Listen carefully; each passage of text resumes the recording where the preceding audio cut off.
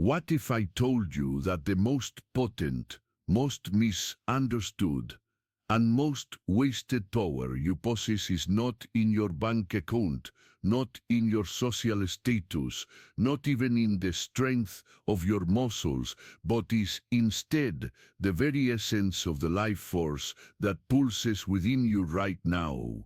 What if I told you that the answer to that uncomfortable, almost taboo question in our title has less to do with a biological trick and everything to do with the reclamation of your soul? We ask if women fall in love faster with men who retain their seed, but the real question we should be asking is what kind of man is forged in the fires of such profound self-mastery, and why is the world, and everyone in it, so irresistibly drawn to the light he emanates? We live in an age of ghosts.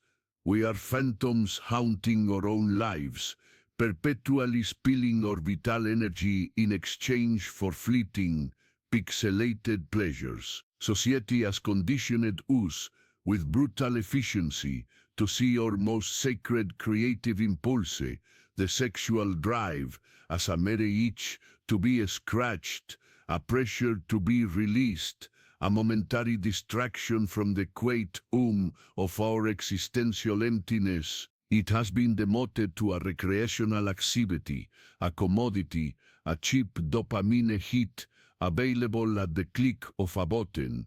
We are taught to chase, to consume, to expend, and then to feel the hollow echo of that expenditure, that constant, draining leak of our personal power.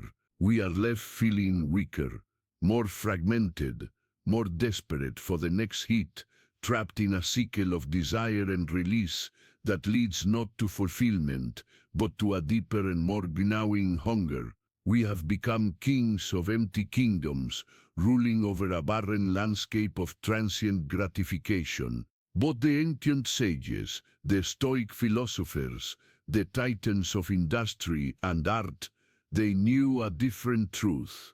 Napoleon Hill, in his meticulous study of the world's most successful men, stumbled upon this very secret, a thread of gold woven through the tapestries of their monumental achievements. He called it sexual transmutation, a term that sounds arcane, almost alchemical, and that is precisely what it is.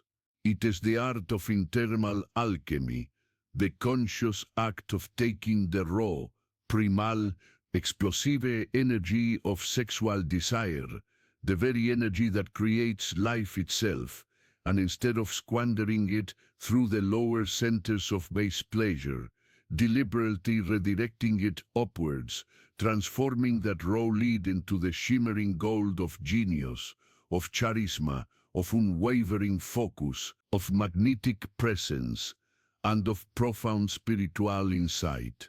Imagine your life force as a powerful, untamed river. Society has given you 1,000 tiny, cracked cups, and told you to spend your days filling them, watching the water spill through the cracks and evaporate into nothingness. Each moment of mindless release, each indulgence in compulsive fantasy, is another cup filled and emptied, leaving the riverbed of your soul a little drier, a little more barren. Sexual transmutation is the act of recognizing that you are not the cup, you are the engineer of the river itself. It is the construction of a dam, not to stop the flow of water, for that would be repression, and repression leads to stagnation and disease, but to build pressure, to gather its immense power, and then to channel it consciously through turbines that will illuminate your entire world. This river, when directed, can power cities, carve canyons, and bring life to entire civilizations within your own being. It can fuel your ambition, sharpen your mind to a razor's edge, deepen the resonance of your voice, and ignite a light in your eyes that others perceive as an unshakable confidence, a deep well of inner peace. This is not a call to celibacy, Let us be clear. To deny this energy is to deny life itself. It is to fear the very fire that is meant to warm your home and forge your steel. The man who represses his desire becomes rigid, brittle, judgmental, and secretly consumed by the very thing he publicly condemns. His shadow, starved of acknowledgement, grows vast and terrifying in the cellar of his psyche. No, this journey is not one of repression, but of integration. It is not about extinguishing the fire, but about becoming a master pyromancer, learning to command the flame, to increase its heat, to shape its form, to use it not for a fleeting moment of warmth, but to light a beacon that can be seen for miles. The man who transmutes this energy does not kill the dragon of his desire. He tames it, and he learns to ride it. Let's descend, you and I, into the landscape of your own inner world. Let's look at this energy as it exists within you now. For many, it manifests as a restless ghost, a constant agitation in the blood. It becomes compulsion, the endless scroll through social media, searching for a spark of arousal. The hours lost to pornography, an abyss that promises connection but delivers only a deeper sense of isolation. That act of compulsive masturbation, which is not an act of self-love, but often an act of self-anesthetization.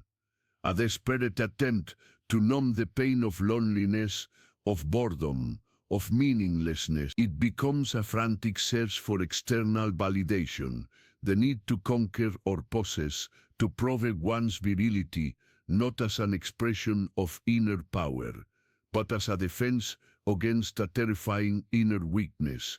When this sacred energy is not understood and honored, it does not simply vanish, it curdles, it soars. It becomes the shadow that drives you. It becomes the addiction. It becomes the gnawing anxiety that you are not enough. It becomes the quiet desperation that fuels a life of shallow pursuits. This untamed fire, meant to be your greatest ally, becomes the very force that burns your life to the ground, leaving you a king of ashes. The journey of transmutation begins with a radical act of honesty.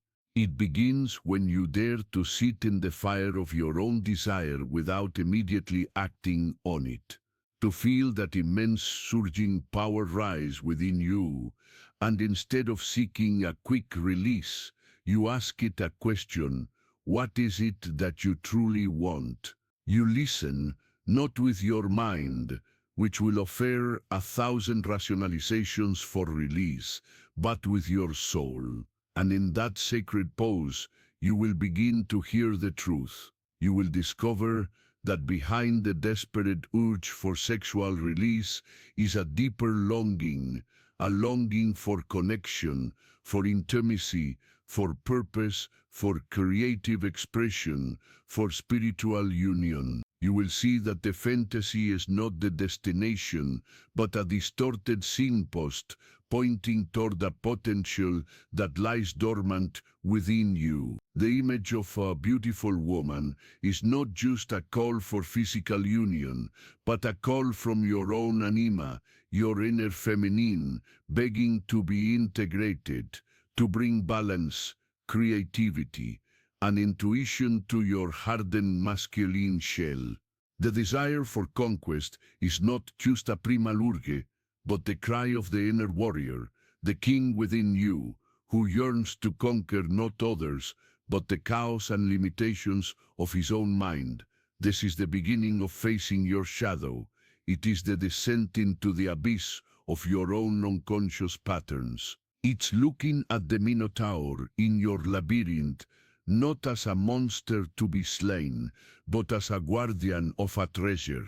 That compulsive need, that addiction, it holds a key.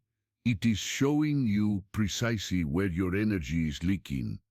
It is pointing to the wound that has never healed.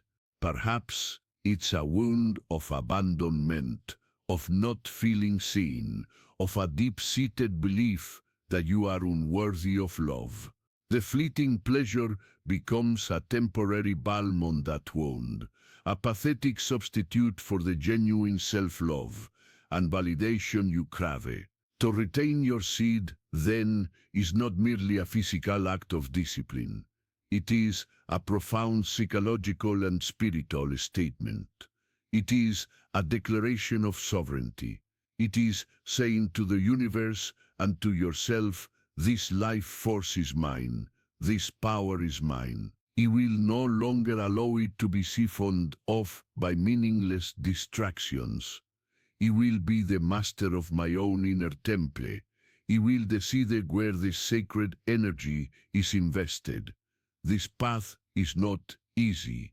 It will test you. In the beginning, the untamed river will rage against the new dam. The dragon will roar in its cage. Your mind will scream for its habitual release. You will be confronted with the full force of your own inner chaos. This is the trial by fire. This is where the boy dies and the man is born. You must learn to sit with the discomfort, to breathe into the intensity, to transform the raw chaotic heat into a focused, coherent light. You do this through discipline, through meditation, where you observe the urges without becoming them, through physical exercise, where you move the energy through your body, strengthening your vessel, through creative work, where you pour that potent energy into a project, a business, a piece of art.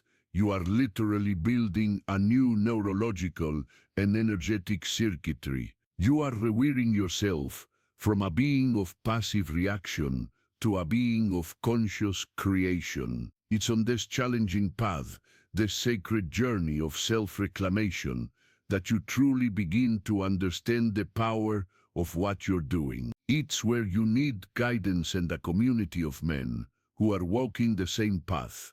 You need to be reminded of your own inner strength when the urges feel overwhelming. This is a deep dive, and you shouldn't have to do it alone. If this message is resonating with you, if you feel that call to become the master of your own energy, then I invite you to become a part of our tribe. Subscribe to this channel, and most importantly, activate the notification bell. This isn't just about watching more videos.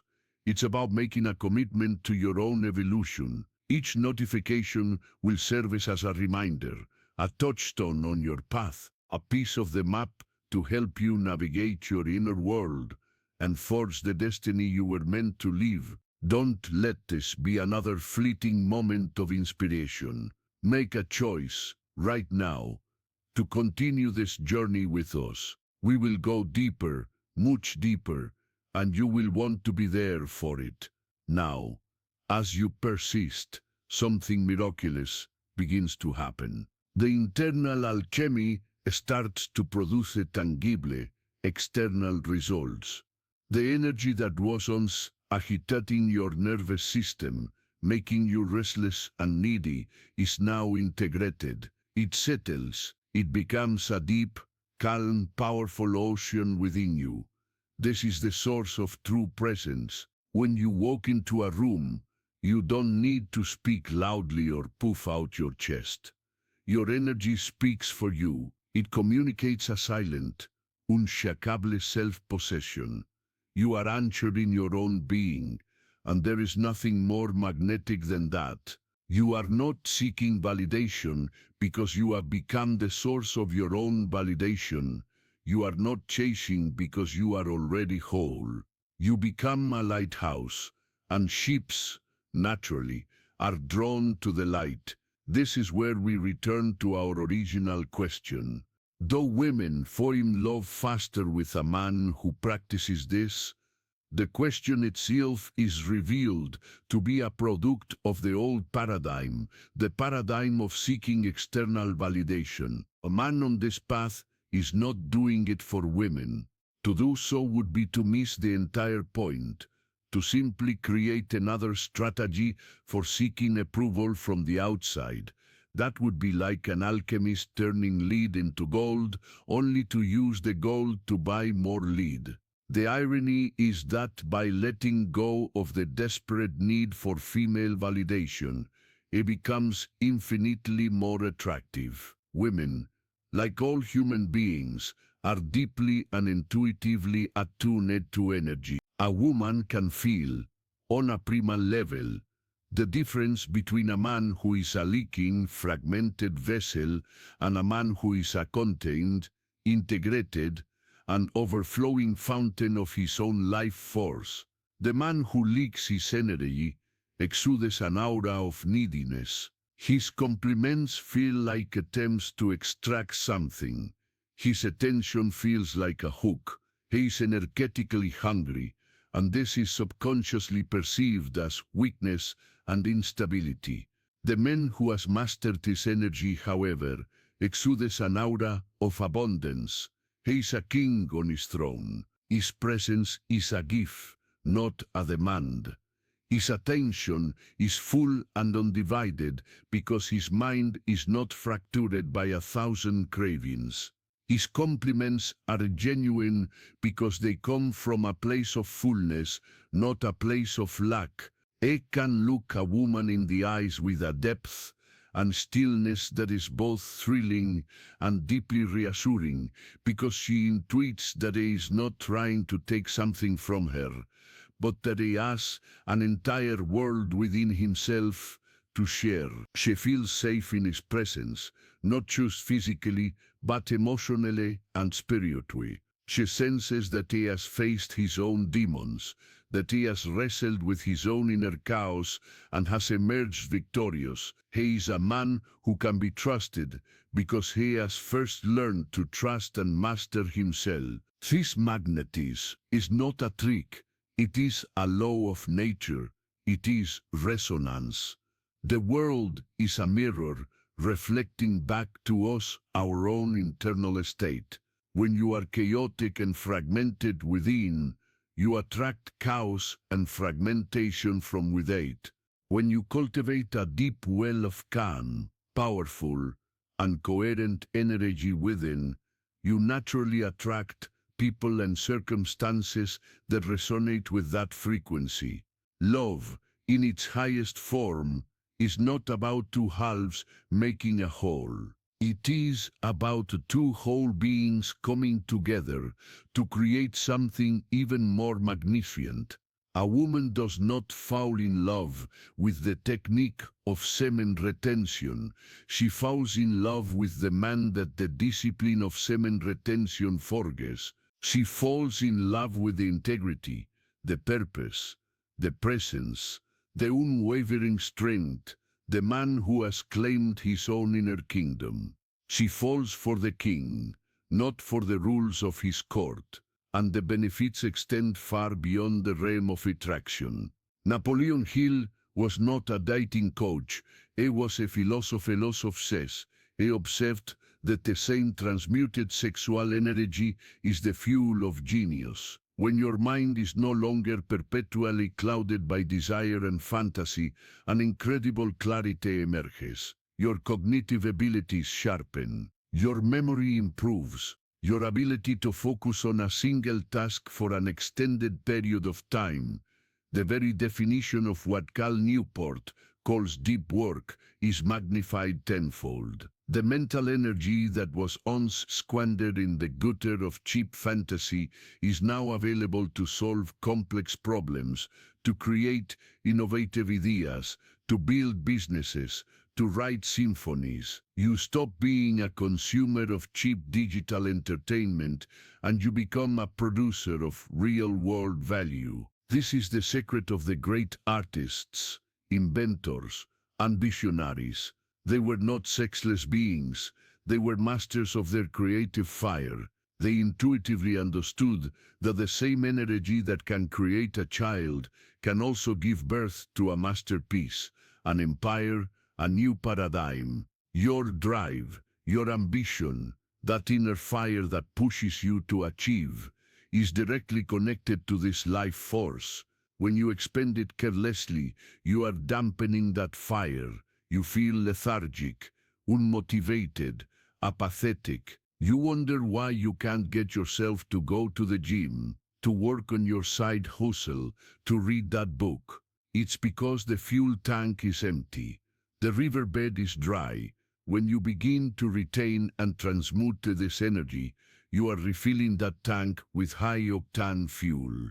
A powerful, grounded, and relentless drive awakens within you, not a frantic, anxious ambition, but a calm, focused, and unstoppable will.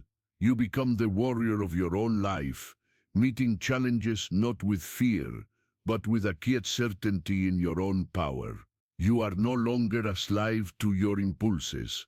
You have integrated them, and they now serve you your higher purpose, your mission. This journey ultimately leads to a spiritual awakening. You begin to realize that you are more than just a body, more than just a mind, more than just a collection of fleeting desires. You are the conscious awareness that is directing this life force. As you channel this energy upwards, beyond the centers of survival and procreation, you begin to activate higher centers of consciousness. Your intuition becomes sharper. You feel a deeper connection to life, to nature, to the universe itself. The line between your inner world and the outer world begins to blur. You understand that the energy pulsing within your veins is the same energy that ignites the stars and blossoms the flowers. You move from a state of separation to a state of unity. You are no longer a lonely wave crashing on the shore. You are the entire ocean, vast, deep, and powerful.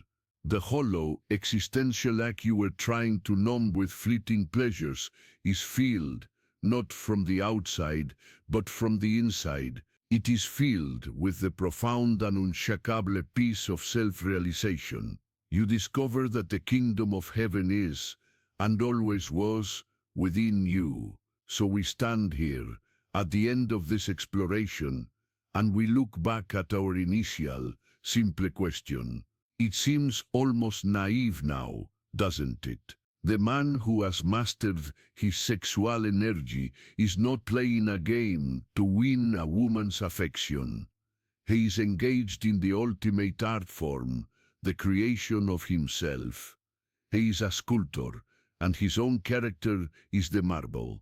He is an alchemist, and his own consciousness is the philosopher's stone. He has stopped seeking light from external sources, from a woman's approval, from financial success, from societal validation, because he has become a source of light himself. He has transformed the most primal human impulse from a potential master that would enslave him into a powerful servant that helps him build his empire, both internal and external. He has traversed the underworld of his own shadow, faced the ravenous beast of his own compulsions, and has emerged not as one who denies his nature, but as one who has fully integrated, who has harnessed its terrifying power and yoked it to the chariot of his higher will.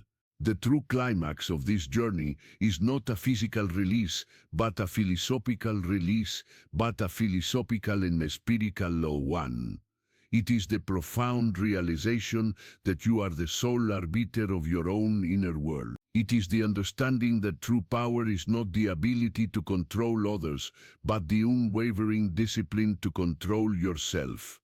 The man who masters his sexual energy is not the one who avoids the river of desire. He is the one who has learned to swim in its powerful currents, to dive into its deepest abysses, and to emerge on the other side, not just cleansed, but reborn, baptized in the very fire that consumes lesser men. He has discovered that within the heart of his most primitive instinct lies the key to his most divine potential. He has learned that every drop of his vital essence is a prayer, a potential creation, a spark of the infinite. It chooses to offer that prayer not to the void of momentary pleasure, but to the altar of his own becoming. Your journey begins now. It begins with the next urge you feel. Will you be its slave, or will you be its slave, or will you be its master? Will you allow that sacred river to leak away into the desert sands of distraction, or will you begin the great work of building the dam, of channeling that power to irrigate the vast, fertile landscapes of your own potential? The choice is yours. The fire is in your hands. You can use it to light a cigarette in the dark, or you can use it to become a living star, a beacon of consciousness in a world that is fast asleep. Do not deny your power.